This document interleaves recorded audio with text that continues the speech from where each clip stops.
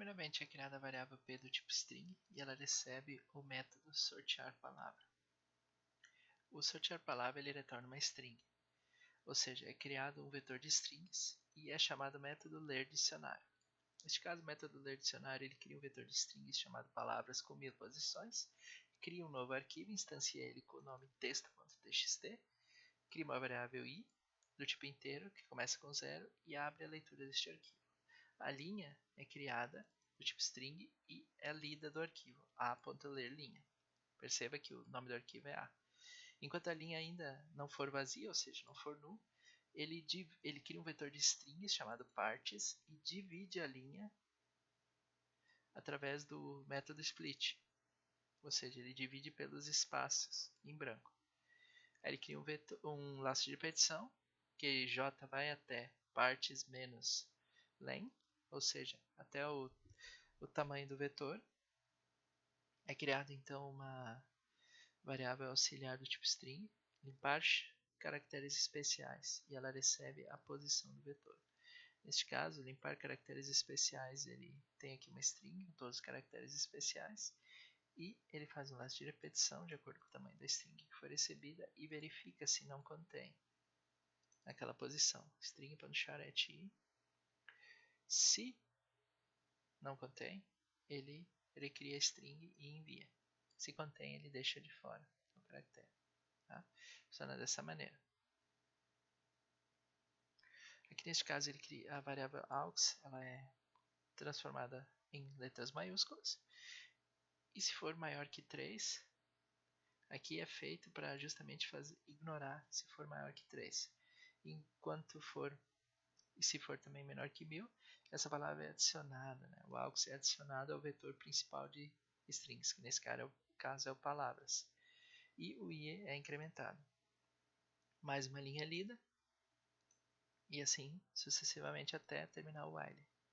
A questão aqui, então, quando terminou o while, o arquivo é fechado. Se o i é menor que 1000, ou seja,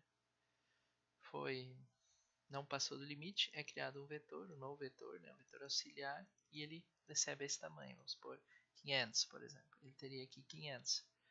Ele cria mais um laço de repetição, um for neste caso, que é j igual a 0, j até o tamanho deste vetor, e diz que o vetor nessa posição, em cada posição do j, recebe então o vetor de palavras, os itens do vetor de palavras. Né? E aqui ele diz que palavras é igual ao vetor auxiliar. Tá? Retorna então palavras. Após isso, então, ele sorteia um número aleatório até, utilizando a classe math, que é de 0 até o tamanho da palavra, ou seja, o tamanho do vetor de palavras, e retorna então essa palavra que foi sorteada. Cria então a variável int de tentativas. Tentativas ele recebe então p, que é justamente a string da palavra sorteada, e chama o método adivinhar, que aqui acontece toda a mágica do algoritmo.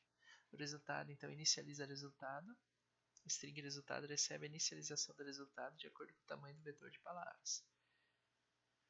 Aqui neste caso, então, o resultado começa como uma string vazia e ela é concatenada de acordo com o comprimento, ou seja, é colocado os tracinhos. Aqui ele imprime o resultado na tela. Da mesma maneira, ele pega a string e cada posição é impressa na tela.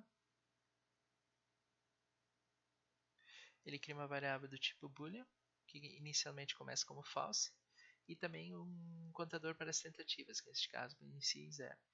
Aí que ele cria uma negação, resultado igual a palavra, enquanto o resultado não for igual a palavra, ele diz que ele errou, ou seja, ainda não terminou o jogo, e ele solicita então uma letra, e transforma ela em maiúscula. Cria novamente uma negação para ver se não tem, e daí ele cria um for, de ir até o tamanho da palavra, no caso que foi sorteado. Se a palavra na posição é igual à letra, ele diz que ele acertou. Se i mais 1 é menor do que o tamanho da palavra, ele diz que o resultado vai ser igual ao resultado, ou seja, a palavra, ponto substring de 0 até i, mais a letra, mais o resultado, ponto substring de i adiante. Ou, no contrário, seria o resultado, string resultado vai ser igual a resultado, ponto substring de 0 até i, ou seja, do índice 0 até o i, mais a letra. Neste caso é a letra que foi inserida. Se não acertou, ele incrementa o vetor de tentativas que foi realizada já. Nesse caso, o chute duplicado também é um erro. Então, se isso acontecer, ele incrementa também e avisa. Tá? A questão do chute duplicado ele é o que ocorre aqui. Porque se já contém, ele tentar de novo, ele foi duplicado. Se ele acertou, ele imprime o resultado e retorna as tentativas. E retorna novamente para cima.